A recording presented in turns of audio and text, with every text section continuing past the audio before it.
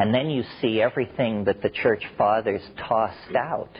Because you see, the canon, the New Testament, is a group of accounts that were able to survive the sorting process of the Council of Nicaea. And there was a huge literature which was just tossed out as being too weird. I mean, read the Gospel of Philip, the Gospel of Thomas. Have you all looked at the Nag Hammadi Library? Do you know what this is? The Nag Hammadi Library is 42 texts which were dug up in Upper Egypt in 1948 at a Coptic monastery called Chenoboskion. 42 texts that went into the ground AD 220. Means nobody has been able to put a finger on them since AD 220. It's like a fossil of Christianity in the 3rd century.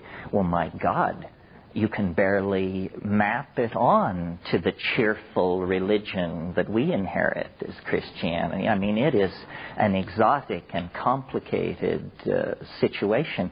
It's very well worth reading. James... Oh, I'm sure the Metaphysical Bookstore in in Boulder will sell you. James M. Robinson is the editor, and it's called the Nag Hammadi Library.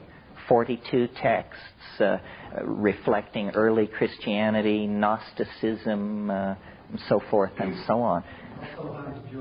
Hans Jonas is a brilliant, his book, Gnosticism, The Message of the Alien God to Infant Christianity, if that's not a title to die for. Huh? Oh, the Apocrypha and Pseudepigrapha of the New Testament by Charles.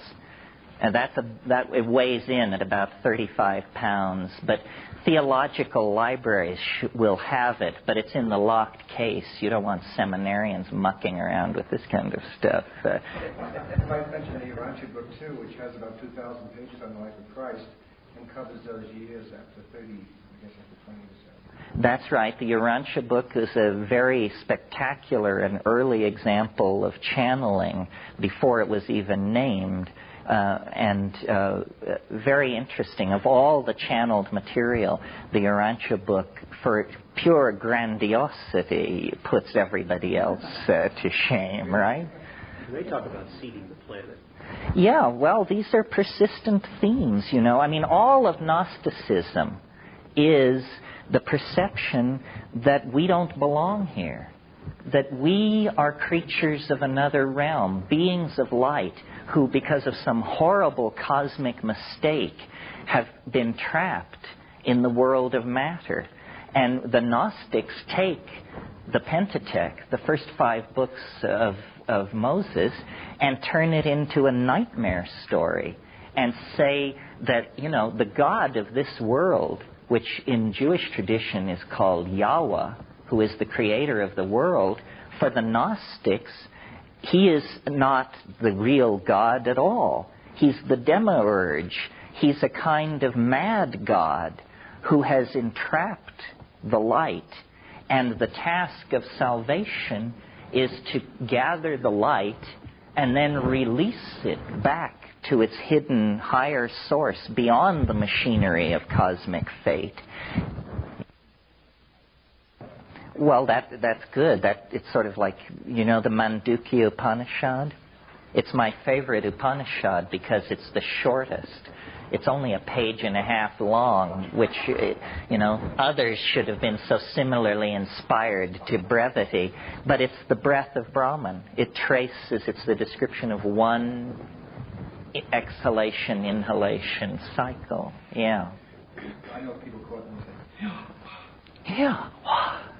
Well, you're not even supposed to say it if you're Orthodox. G-D. Yeah. I'm fascinated by the Rastafarian comfort in relationship with Jah, the abbreviation of Jah, or in the same phrase, hallelujah, which goes to be that. What is your understanding of that connection?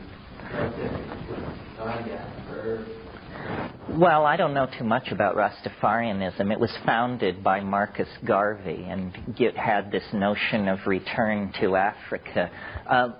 Syncretism is always with us. Gnosticism was characterized by syncretism. The whole late Hellenic religious efflorescence was largely syncretic. And certainly that's what we have now. I mean, the New Age, you go to these fairs and the people who are talking to the Pleiades have the booth next to the people who are talking to Zenebel-Ganubi, and both have world plans from the Saussurian Allfathers, and the two plans are different, and you just, Gnosticism is alive and well in all of academia. I mean, you've got guys like Marvin Minsky and Hans Moravec who want to download the human brain into a computer and kind of become pure information. So if that's not released from people matter, good information, I don't know what is. No, I agree. There are two sentiments loose in the world, and you're going to not get through this life without taking sides. Do you believe that our destiny is in another dimension made of light on the other side of the universe? Or do you believe that we should, clean up the rainforests and save the planet? You want to be very careful with your political agenda. One of my sub-interests, which sort of has a relationship to this, but it's oblique, is asteroidal impacts. I think asteroidal impacts are one of the great undiscussed factors in evolution, that every solid body in the solar system is heavily cratered with impacts by infalling bodies. There's this thing down in Arizona that only happened 50,000 years ago. It was a piss-ant-sized object, and everything within 800 miles of the impact point died instantly. It dug a hole half a mile into the ground. It was a nothing burger. This thing which came down 65 million years ago, they now think on the Yucatan, it killed everything on the earth larger than a chicken died. You want to talk about ecotastrophe. We have you can't even conceive of what it's like when something like that happens to a planet. They estimate that at the velocity this thing must have been traveling, it was 5 miles into the planet in the first second and a half. It raised a wall of rock 6,000 feet high that moved outward at Mach 7.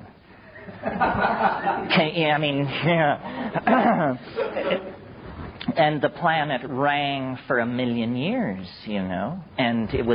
but if it hadn't been for that, there would be no flowering plants, no triumph of the mammals, no Whitney Houston, no sperm entering egg. Well, but suppose, there's all this tumult in our psyche about the great change that's supposed to happen, and where are we supposed to put our political energies, and what are we supposed to be doing? Well, it would be pretty ironic if we, beat ourselves over the head and save the rainforest and all this malarkey, and then something came down and just turned the whole thing into hash. Then people would say, my God, how could we have been so stupid? We should have been extracting and sequestering U-235 and plutonium. We should have been building starships the size of Montana. We should have been sparing no effort. And what did we do? We replanted rainforests. And now look, the whole thing. So you have to, good intentions are not sufficient. You have to locate where the threat is coming from and act accordingly. There are no points for good intentions in the game of evolution. So and we have to decide, what does life want?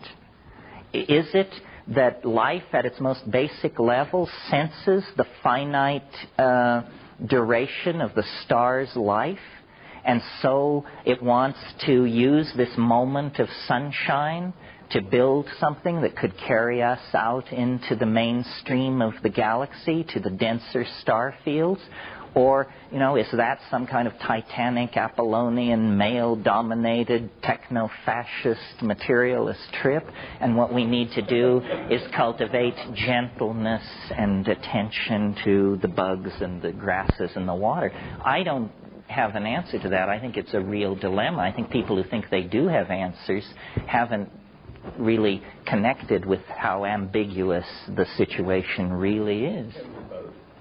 How can you do both? What says the mushroom? Well, no, some people can do things that I know. People go on. Well, what the mushroom says is it's a total apocalyptarian. I mean, it says, rouse your camels, pack your tents, we're moving out. This has been fine for a while, but ahead lie worlds of unimaginable challenge at great distance. But, of course, the mushroom sounds like a techno-fascist, hortatory male dominator when it talks like that. You take ayahuasca and it says, clean up the rivers, care for the children, replant the forest. Well, but then you have to look at the mushroom, possibly being the universal traveler that it is. It has that urge. It's got the wanderlust. So, of course, it's going to be a compliment. That's right. It has nomadic ethics, so it pushes nomadic solutions, where the ayahuasca, an enormous jungle plant, a flowering plant, a creature born out of the last catastrophe, just like we are, has a different agenda. No, the demons are of many kinds. Some are made of ions, some of mind. The ones of DMT, you'll find, stutter often and are blind. It means, just because somebody once said of channeling, just because somebody's dead doesn't mean they're smart. So it could be, everybody has their own agenda. Well, why don't we break... Yeah, last question. Speaking of cosmological trends, are you aware of Fred Hoyle's work? On the steady state or something? Oh, yeah. Mm-hmm. The panspermia theory. Yeah, and again, that argues strongly for high-tech. Even AIDS may not have come out of Fort Detrick, but it may actually have come out of space. And Hoyle has an impressive array of statistics that link cometary presence in near orbit to viral disease. Yeah, well, I think that the next revolution in biology is so obvious that you can be totally radical and completely confident you're on safe ground and say the next great revolution in biology is the realization that space is not a barrier to life, and that technology is only one method for traversing between the stars. If, in fact, planets are regularly pulverized by cosmic catastrophes, then they must be like bursting seed pods. And everything is subjected to a tremendous evolutionary hammering, but spores, viruses, stuff like that, particulate matter, it just drifts out between the stars, and then when it finds another suitable environment, it breaks out. We don't know what the constraints on life are.